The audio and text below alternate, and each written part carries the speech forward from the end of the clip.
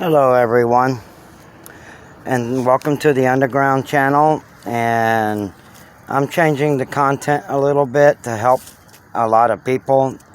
I have a Chevy 2500. It's a 2005, and like most people who are on YouTube and forums and everything, your van is seems like it has a misfire, and you're spending a lot of money on buying new coils because your mechanics tell you that it's giving a code. I think it's code P300 or 301 up to 308, telling you that certain coils are bad or going bad. And a lot of people's having a lot of problems with these Chevy vans because they're not idling right for some reason, or when you go to take off, there's not enough power to get you to across the street or something, and your shifting is all a little bit different and everything. Well, I've been going through this, and like you, I spent a lot of money taking it to a mechanics, and they look it up on their codes and they say, oh, it's this one. And then when they turn it on, it runs fine for a little while, but when you're driving down the road, it starts acting up all over you again after you're done spent your money. So I'm gonna show you how to save some money, and I hope this is worth $1 to you.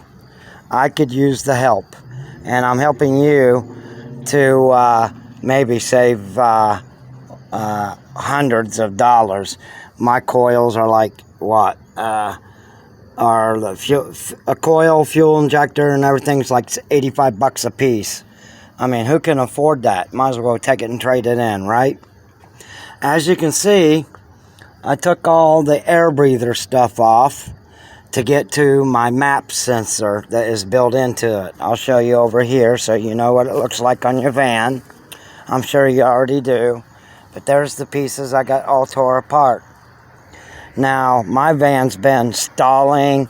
It won't idle right and everything.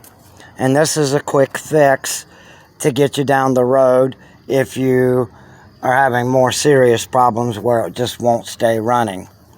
First of all, you want to check your air filters. Mine were clogged up.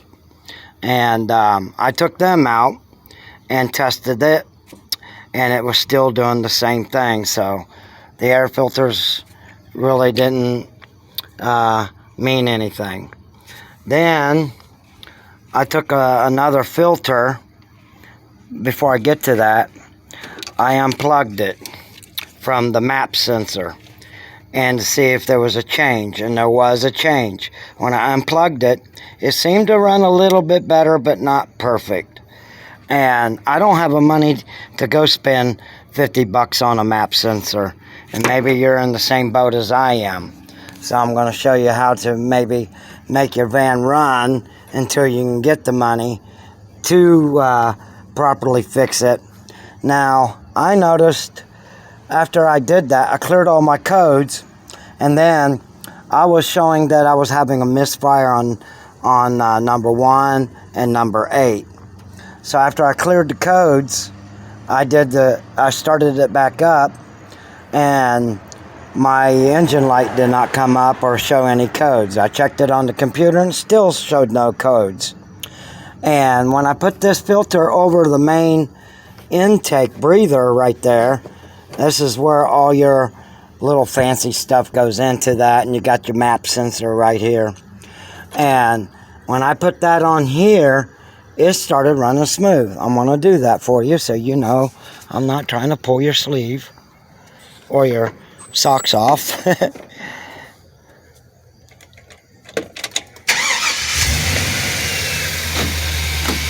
Look, nice and gentle. Way better than it's been for months. I put new coil. I've spent over $500 trying to get this fixed. And I learned this little trick right here. Now watch what happens when I take this off. Now it's going to make me a liar. It's going to keep on running good. don't look like it's opened up yet. There it goes. Did you hear that? So after a couple of minutes, it'll start running rough. Now you can see the motor kind of vibrating a little bit.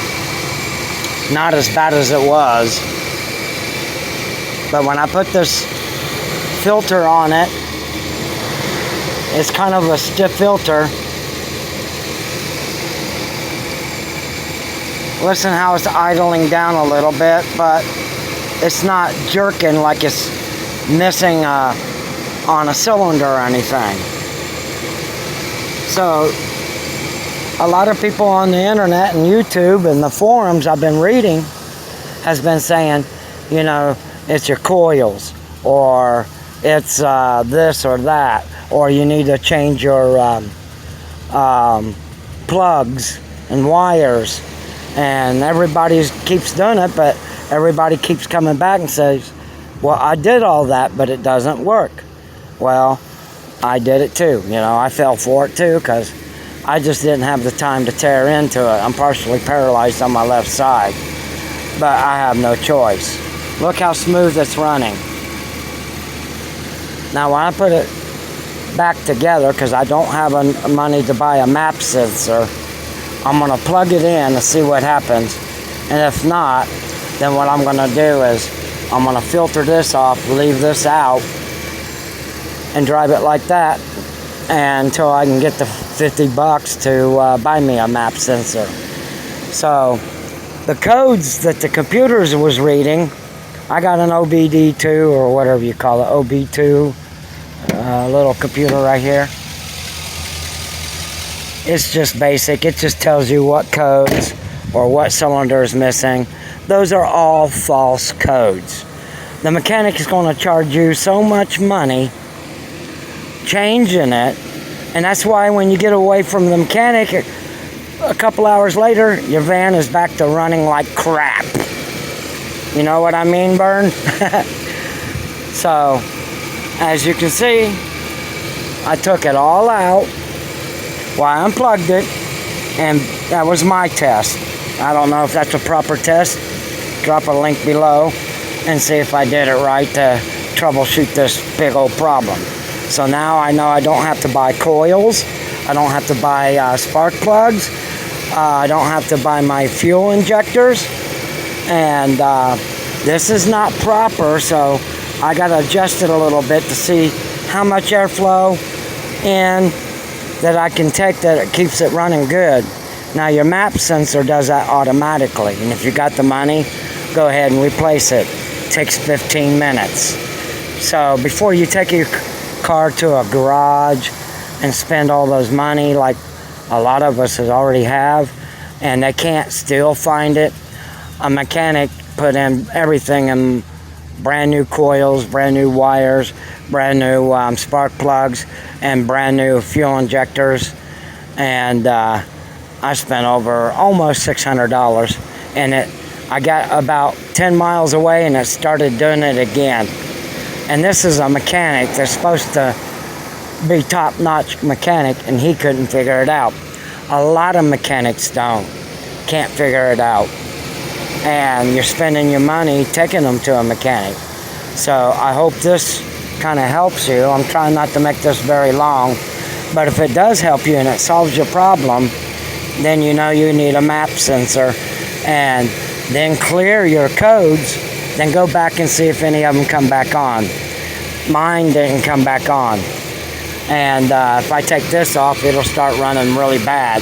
So I gotta learn how much air I can take in and adjust it until I can get the money to buy me a map sensor and be done with it. All that trouble, and it was just a simple map sensor. And I took mine apart because I can't get another one. And if you need to know what it is on your Chevy, this is what it looks like. This thing right here. You got your little electrodes that goes up, and it detects the temperature, the air temperature, and the volume of air. and it regulates it and tells the computer in your van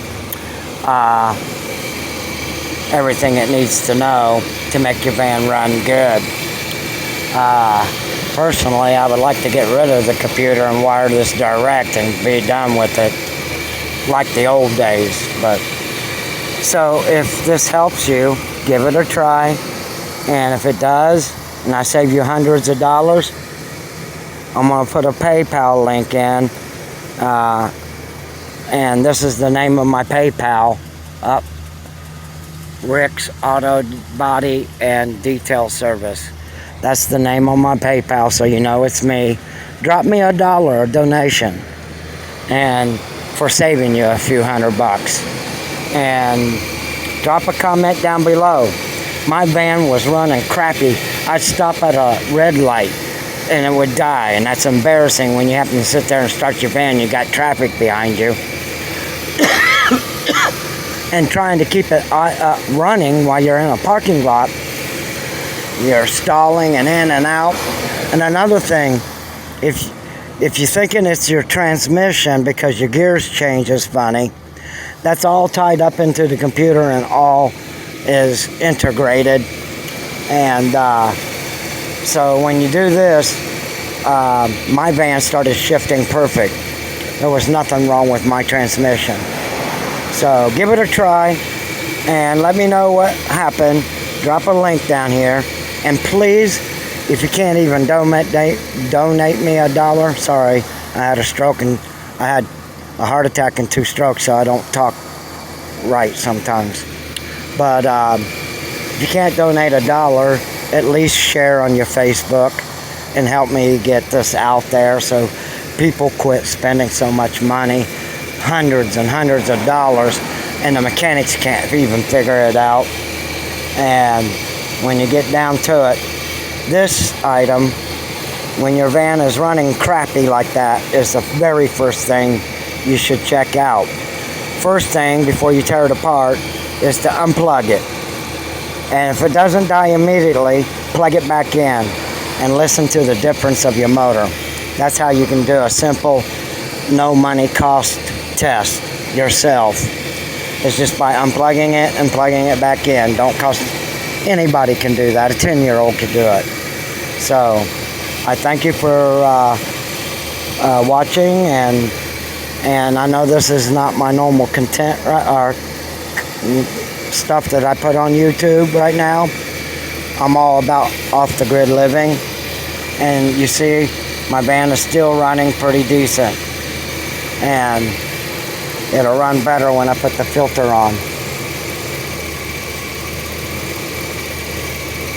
If I can get it to stay there. There, kind of idle down just a little, which probably will save me some fuel now. I was going through bullcools of fuel. So, you all have a nice day. If you want to see an update after I get it all back together and the new map sensor in, be sure to subscribe and click a like or a dislike, or put your opinion down below. Or if you having the same problems, let me know if this helped your problem. So have a nice day. Thank you. Goodbye.